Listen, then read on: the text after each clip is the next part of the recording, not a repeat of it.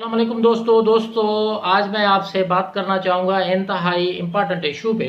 आपको पता है कि जो जो पाकिस्तान के अंदर नई गवर्नमेंट आती है वो कुछ दिनों के बाद कालाबाग डैम का फिर वही राग फिर वही आलाप फिर वही सुर और साज लेकर आ जाते हैं कि कालाबाग डैम बनना चाहिए। वापडा भी उसमें वफाकी गवर्नमेंट की मददगार होती है और अरसा का तो जिस तरीके से देखा जाए कि वो एक ही टीम है, पंजाब के साथ वो मिलजुल के ही काम करते हैं और दोनों सूबे जो हैं वो जिस तरह के तरीके से सिंध है या बलूचिस्तान है उनके हवाले से पानी का इशू जो है वो हमेशा रहता है। और 3 असेंबलियाँ इस कालाबाग डैम को रद्द कर चुकी हैं। उसके बावजूद अरसा चेयरमैन का अभी कुछ दिन पहले जो ये बयान आया है वो कहते हैं कि कालाबाग डैम नहीं बना तो पानी की ये जो कमी है वो होती रहेगी। उन्होंने ये भी कहा है कि 28 MF पानी जो है कोटली से नीचे जो है समंदर में जाके ज़ाया हो रहा है। साथ साथ अरसा चेयरमैन ने यह भी कहा है कि 14 अरब डॉलर का जो है वो पानी ज़ाया हो चुका है। उसके अलावा उन्होंने जो है वो फिक्र दिए है कि 45 सालों के अंदर जो है वो तकरीबन 600 अरब डॉलर का पानी जो है वो ज़ाया हो चुका है। अभी हमें देखना ये है कि समंदर में जो पानी जा रहा है वो कितना मतलब के नुकसानकार साबित हो रहा है, कितना उसमें से नुकसान हो रहा है या नहीं हो रहा। थोड़ी सी अगर मैं डिटेल आपको बताऊं तो इसमें जो है वो है पानी के जो एक्सपर्ट हैं हसन अब्बास, उनका कहना यह है कि अगर सिंधु दरिया का पानी जो है समंदर में नहीं जाएगा तो उसमें से ये चीज़ें सामने आएंगी कि 50 मिलियन टन जो नमक है वो आपकी सिंध की ज़मीनों के अंदर पड़ जाएगी। मतलब कि ज़मीनों में जब ये नमक आ जाएगी तो ज़मीनों को कितना नुकसान होगा वो आप जान सकते हैं। साथ साथ मैं आपको ये बताऊं कि ये अभी 1991 के अंदर जो पाकिस्तान जो पंजाब और सिंध के अंदर पानी का अकार्ड बना तो उसमें 10 MF पानी कोटली से नीचे छोड़ना था, यानी हाव छोड़ना था। लेकिन उसमें से अकार्ड में से भी ये हुआ कि 7 से ज़्यादा MF पानी जो है उसमें जो ये ट्रीटी हुआ, ये जो अकार्ड बना उसमें से भी वो पंजाब ले गया। लेकिन सिंध पूरी की पूरी इस एग्रीमेंट पे भी राज़ी नहीं थी। पीपल्स पार्टी ने जाम सादिक के साथ ये मुआहदा किया था, उसमें 10 MF पानी जो है वो कोटली के नीचे समंदर में बहाना था, लेकिन वो अब तक नहीं हो रहा। एक चीज़ ये सामने आ रही। दूसरा अगर देखा जाए, अगर डिटेल से सोचा जाए तो 1960 की दहाई में 35 MF पानी जो था वो कोटली के नीचे जो है वो समंदर में जाता था। 35 MF और 10 MF का जो अकार्ड है वो 1991 का है, जबकि मैं 60 की बात कर रहा हूँ। 60 के दौर में 35 MF पानी समंदर में जाता था, लेकिन अभी वो ना जाने की वजह से क्या हुआ है, नुकसानात क्या हुए हैं जो अरसा के चेयरमैन साहब बता रहे हैं, मैं उनको बताना चाहूँगा कि नुकसानात क्या हुए हैं और आने वाले दिनों में क्या नुकसानात हो सकते हैं। ये जो कहते हैं ना कि समंदर में पानी ज़ाया हो रहा है, भाई ज़ाया तो हो रहा है बकौल आपके, लेकिन वो आप पानी छोड़ेंगे तो ज़ाया होगा ना। पानी तो है ही नहीं सिस्टम के अंदर, डेल्टा के अंदर तो पानी है ही नहीं, जिससे आबी हयात जो है वो ख़त्म हो रही है, जिससे जो है वो जंगलात ख़त्म हो रहे हैं। वो तकरीबन वो तो आपकी देन है ना। आप कह रहे हैं पानी ज़ाया हो रहा है, हम तो ये कहते हैं पानी तो है ही नहीं, जब पानी होगा तब ज़ाया होगा ना। और आपने ये कौन सी साइंस से ये साबित किया कि समंदर में अगर पानी जाएगा तो वो पानी का नुकसान होगा? पानी का नुकसान होगा या ज़मीनों के हवाले से फ़ायदा होगा? आप माहिरीन से तो पूछे ना कि वो क्या कहते हैं। खैर, इसके हवाले से मैं आपको बताऊं कि अब तक कितना नुकसान हो चुका है। मैं आपको ये बताऊं, ठट्ठा, सजावल और बदीन अजला के अंदर जो है वो समंदर तकरीबन आ चुका है। कोटली से नीचे पानी न जाने की वजह से समंदर डेली बेसिस पे 13 एकड़ जो ज़मीन है वो जज़ब कर रहा है। मतलब कि 13 एकड़ ज़मीन जो है वो समंदर में जा रही है, समंदर उसके ऊपर आ रहा है, जो मतलब कि एग्रीकल्चरल हमारी ज़मीन है। इसके अलावा आने वाले दिनों में जो मुख्तलफ मतलब के प्रोडक्शंस हो चुकी हैं अभी तक, जो पानी के माहिरीन हैं, एक्सपर्ट्स जो हैं वो उनके बकौल के वो ये बात कह चुके हैं, ठट्ठा, सजावल और बदीन तकरीबन जो है वो उनकी 22 लाख एकड़ ज़मीन जो है वो समंदर के अंदर आ चुकी है। 2050 तक प्रोडक्शन की गई है कि ये तीनों अजला मतलब ठट्ठा, सजावल और बदीन तीनों अजला 2050 तक मुकम्मल समंदर के अंदर आ चुके होंगे। दूसरा 2070 तक कराची भी समंदर के अंदर आ जाएगा। आलूदगी की वजह से, सिंधु दरिया का पानी न जाने की वजह से और दीगर मसाइल की वजह से, मतलब कि कराची को भी ये समंदर जो है वो निगल लेगा और ये सिलसिला जो है समंदर का आगे बढ़ने का हैदराबाद तक आ जाएगा। तो इनके पास तो लगता है अरसा के पास ये किसी माहिरीन की बात सुनते नहीं, बस ऐसे ही बैठे बैठे फिर से मतलब कि अगर सिंध पानी मांगता है तो कहते हैं कि नहीं आपको पानी दे रहे हैं। 17% सिर्फ कमी है, लेकिन 17 तो 22% की कमी है। बलोचिस्तान अलग से मतलब कि सिंध से मुतालबात कर रहा है, लेकिन आपके जो है क्यूसेक कितने पहुंच रहे हैं गुड्डू तक तो आपके पानी के क्यूसेक 1,16,000, 1,18,000, 1,05,000 इतने क्यूसेक पहुंच रहे हैं और आप कह रहे हैं हम पानी दे रहे हैं।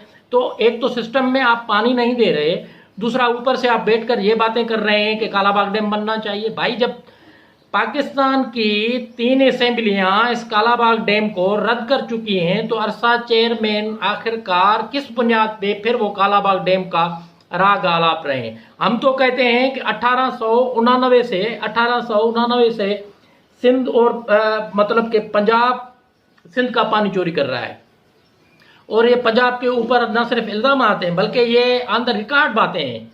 हम ये कहते हैं कि भाई अगर अब अभी तो आप कालाबाग डैम की बात करते हैं ना, वो उनको तो 3 असेंबलियां रद्द कर चुकी हैं और अक्सरियत की बात है। जमहूरियत के मतलब के वफाकी गवर्नमेंट हमारी पीटीआई वो तो जमहूरियत के मतलब वो है नाम लेने वाले हैं और बड़े उनके चैंपियन बनते हैं। तो जब जमहूरी तौर पर फैसला हो चुका है तो वो बातें फिर से क्यों दोहराई जा रही हैं। मैं ये समझता हूं कि फर्ज करें अभी हम कालाबाग डैम पे बात नहीं करेंगे क्योंकि वो रद्द हो चुका, वो बनना ही नहीं है, वो कभी नहीं मतलब कि कोई नहीं बनाने देगा। ये तीनों सूबों की असेंबलियां उसको बनाने के हवाले से तो उसका सवाल ही नहीं पैदा होता। जनरल मुशर्रफ ने भी ये कोशिशें की थी, वो भी नाकाम हो गए। मियां नवाज शरीफ ने ये कोशिशें की, वो भी नाकाम हो चुके। इमरान खान के मतलब के दौर के अंदर अभी फिर से ये बातें होने लगी। हम तो ये कहते हैं कि भाई आपने तो हमेशा से सिंध के अगेंस्ट जाकर ये सारी चीजें की हैं। फर्ज करें आपने 3 कैनाल निकाले, टीपी कैनाल हो गया या चश्मा और झेलम कैनाल हो गया, ये आपने किसकी मर्जी से निकाले। हम तो अभी वो हिसाब मांगेंगे, जो चीजें आप आज तक कर चुके हैं अभी उनका हिसाब दें। 1960 में जो आपने चीजें बेची हैं अयूब खान के दौर में, आप तो हमें उन चीजों का हिसाब दें। आप हमें हिसाब दें 1859 से लेकर जो पंजाब पानी चोरी कर रहा है अभी सिंध और दूसरे जो दीगर सूबे हैं, आपसे तो वो हिसाब मांगते हैं। हम तो 1960 में सिंध से बिना पूछे जो आपने मुआहदे किए हम तो उनको रद्द करते हैं, हम तो उसका भी हिसाब मांगते हैं।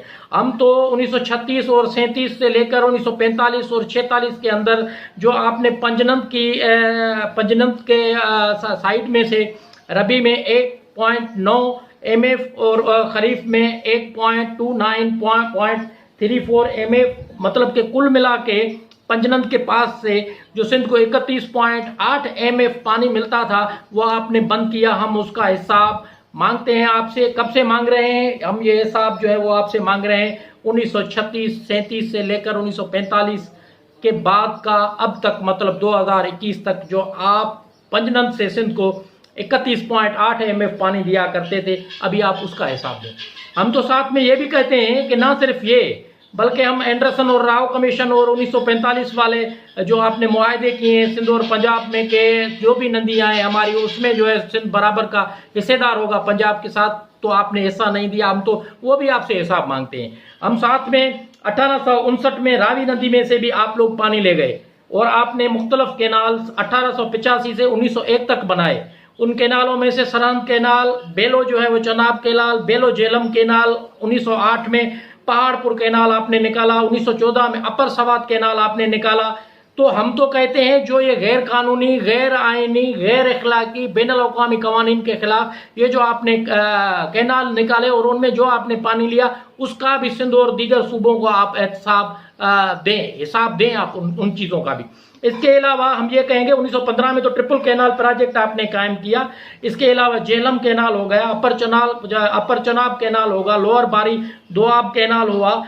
बिना मतलब के ये इसमें सिंध के हवाले से सिंध आपके इन चीज़ों में शामिल नहीं था। जो चीज़ें जो काम आपने किए, हम तो ये कहते हैं वहां से भी आपने पानी लिया, उसका भी अभी आप हिसाब दें। मैं तो कहूँगा कि सिंध के हवाले से जो पानी के मसाइल पे नुमाइंदगी करने वाली कमेटी है उनको ये हिसाब किताब अरसा के सामने रखना चाहिए कि भाई आज की बात छोड़ें, आपने जो तारीखी तौर पे सन 1859 से जो जुल्म किया है इस पानी के नाम पे, जो गैर कानूनी गैर आईनी आपने कैनाल निकाले, हम तो उन सारी की सारी चीज़ों का पूरी तारीख का आपसे हिसाब मांगते हैं। कालाबाग डैम की तो बात और की दूर की बात है, लेकिन हम तो ये कहते हैं जो पहले आपने जुल्म किया है छोटे सूबों के साथ, तीनों सूबों के साथ, हम तो कहते हैं आप पहले तो उनका हिसाब दें ना, फिर आगे चल के कालाबाग डैम पे भी बात कर लेंगे। इसके अलावा आपने 1919 में एक तो आपने ट्रिपल कैनाल प्रोजेक्ट कायम किया, वहां से कुछ कैनाल निकाल के सिंध का भी पानी आपने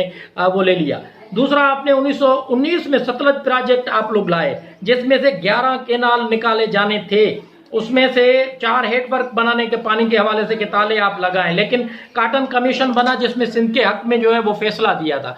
तो लिहाजा ये कालाबाग डैम की बातें करके मतलब दूसरे सूबों का, खासतौर पर सिंध और बलूचिस्तान के पानी के हक को तस्लीम न करना या उनका पानी जबरदस्ती और चोरी और सीना जोरी से ले जाना और साथ में ऊपर से ये कहना कि हम कालाबाग डैम बनाएंगे, तो ये ट्रैप ना करें, ये खामखा के लिए ब्लैकमेल न करें। जहाँ पर लोग जो हैं ना अंधे हैं, ना बहरे हैं, ना गूंगे हैं, सब कुछ दिखाई देता है, सुनाई देता है, और सारी की सारी चीज़ें हम लोग समझ रहे हैं कि आप तारीखी तौर पे आपको सिंध जो है वो इस पानी के मसाइल पे मुजरिम समझती है। तो लिहाजा ऐसी बातें करने से गुरेज करें, कालाबाग डैम के बनाने से, ऐसी बातें करने से, और लोगों को जो है बेअकल समझ के इस किस्म की बातें करना सरासर नाइंसाफ़ी है।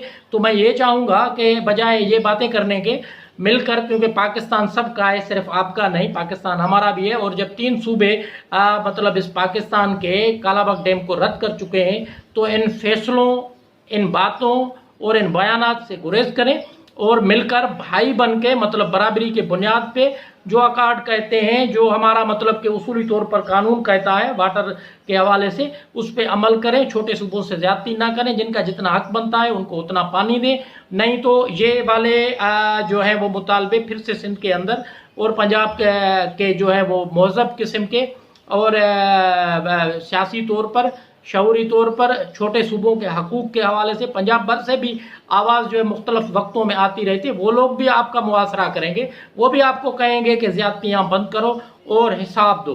अभी आप कह रहे हैं ना कि इतना पानी जाकर समुद्र में ज़ाया हो रहा है, तो हम तो ये कह रहे हैं कि सिंध का जितना पानी आपने ज़बरदस्ती छीना है अभी हमें वो दो, नहीं तो ये बातें भी हो सकती हैं। आपकी बड़ी मेहरबानी दोस्तों, अगर आपको मेरा ये राहिब व्यू चैनल पसंद आ रहा है तो इसको सब्सक्राइब करें, और जो है अगर कोई भी कमेंट्स हो इस चैनल को बेहतर बनाने के लिए, कोई भी आपकी राय हो तो वो ज़रूर दें। आपकी बड़ी मेहरबानी।